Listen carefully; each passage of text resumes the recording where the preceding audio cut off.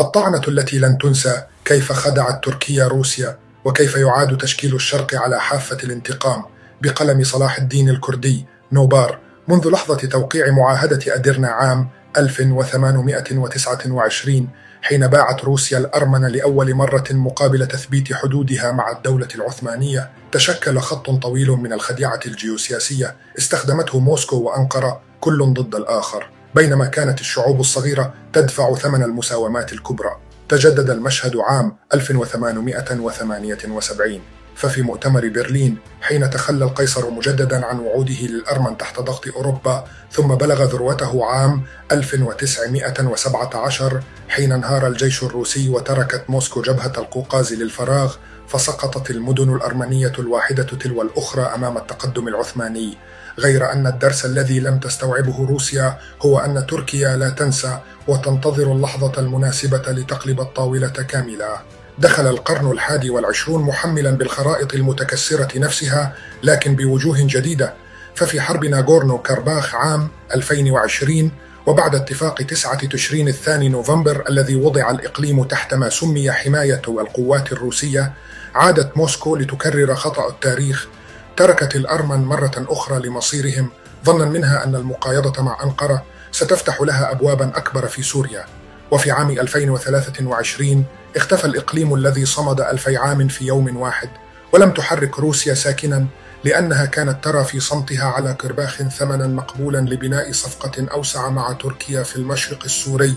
كان الاتفاق الروسي التركي حول كرباخ يحمل في عمقه حلما روسيا أوسع بكثير من مجرد السيطرة على ممرات القوقاز. فقد تخيل الكرملين أنه إذا قدم لأنقرة جائزة جيوسياسية في جنوب القوقاز، فإنه سيحصل بالمقابل على انصياع تركي أكبر في سوريا، وعلى صمت يسمح لروسيا بالتحرك ببطء نحو شرق الفرات. كانت موسكو تعتقد أن سقوط كرباخ بيد باكو هو ثمن مقبول مقابل إعادة تشكيل المعادلة السورية، أن يضغط الروس على الكرد حتى يقبلوا باتفاق سياسي هزيل مع بشار الأسد، اتفاق لا يمنحهم أي هامش حقيقي من الحقوق، ولا يعترف بإدارة محلية، ويعيد كل موارد النفط والقمح والمياه إلى دمشق، لتعود الدولة الروسية ممسكة بالمفاتيح الاقتصادية لسوريا كلها. كان بوتين يرى أن القبول التركي بإعادة دمج الكرد في سلطة مركزية ضعيفة سيمنح روسيا فرصة تاريخية لتمويل النظام عبر موارد شرق الفرات، ويمنح تركيا في الوقت نفسه ضمانة بأن أي شكل من اللاتمركز السياسي لن يولد على حدودها. وهكذا تصور الكرملين أن الصفقة مع أنقرة ستقود إلى حل مزدوج، أن تستعيد موسكو موارد شرق سوريا وتمنع بالمقابل تشكل كيان كردي مستقبلي يثير قلق تركيا.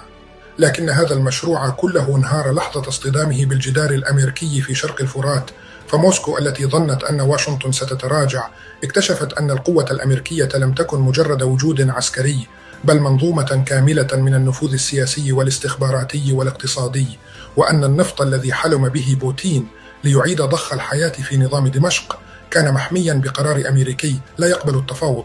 عندها فقط فهمت روسيا أنها التهمت الطعم التركي، وأن الصفقة التي اعتقدت أنها تسيطر عليها تحولت إلى سلسلة خسائر معقدة. خسرت كارباخ، وخسرت الورقة الكردية، وخسرت السيطرة على موارد الشرق، ثم خسرت الأسد نفسه في النهاية. وفي الوقت الذي كانت فيه روسيا منشغلة بحربها في أوكرانيا بعد شباط عام 2022، كانت تركيا تعد طبخة أخرى في دمشق، المسار الذي بدأته أنقرة منذ اتفاق أضنة عام 1999، مرورا بتدخلها العسكري في عام 2016 ثم 2018 و2019، وصولا إلى بناء نفوذ عسكري مدني واسع في الشمال السوري كان يتجه نحو هدف واحد: إسقاط النظام السوري عندما تتوفر اللحظة المناسبة. وعندما سقط بشار الأسد في أواخر 2024 كان المشهد أوضح من أن يحتاج إلى تفسير. تركيا قدمت لموسكو سنوات من الهدوء النسبي في إدلب، واستفادت من اتفاقات سوتشي عام 2018 وأستانا عام 2017 و2019، وفتحت مع الروس قنوات على خطوط M4 و M5، ثم تركتهم عند أول منعطف تاريخي حاسم. روسيا اكتشفت متأخرة أنها سلمت لتركيا مفاتيح الشمال والوسط السوري، وأن السقوط السياسي للنظام هو الضربة التي تعادل إسقاط طائرة روسية كما حدث عام 2015، لكن بثمن أكبر بكثير من مجرد حادثة عسكرية. لذلك صار الانتقام الروسي مسألة وقت، لا لأن موسكو تريد إعادة الأسد إلى القصر، بل لأن موسكو لا تقبل أن تسحب سوريا من يدها بهذه الطريقة، وستنتظر انتهاء حرب أوكرانيا كي تعيد رسم المعادلة على الساحل السوري الذي بقي آخر شرايينها نحو البحر المتوسط منذ تأسيس قاعدة طرطوس عام 1971 وتعزيزها بعد عام 2015. كانت موسكو تصدق أن تركيا شريك اضطراري لا يجرؤ على تجاوز الخط الأحمر الروسي في دمشق، لكنها اكتشفت أنها كانت مجرد محطة عبور للنفوذ التركي الأطلسي. سقط الأسد وسقطت معه رواية النصر الروسي في سوريا، ووجد الكرملين نفسه محاصرا بين حربه في أوكرانيا وتآكل نفوذه في المتوسط. في تلك اللحظة تحولت الشراكة مع أنقرة إلى خديعة مكتملة الأركان. تركيا حصدت مكاسب في القوقاز والشمال السوري، واحتفظت بموقعها داخل الناتو، بينما خرجت روسيا من المشهد وهي تحمل على ظهرها أثر الطعنة التي لن تنسى. على الضفة الأخرى كانت الولايات المتحدة تعيد تشكيل الشرق على مهل، فمنذ عام 2014 حين بدأ الكرد معركة كوباني ضد داعش، وجدت واشنطن فيهم قوة منضبطة وموثوقة لا تنقلب على شراكاتها ولا تبيع تحالفاتها في صفقات عابرة.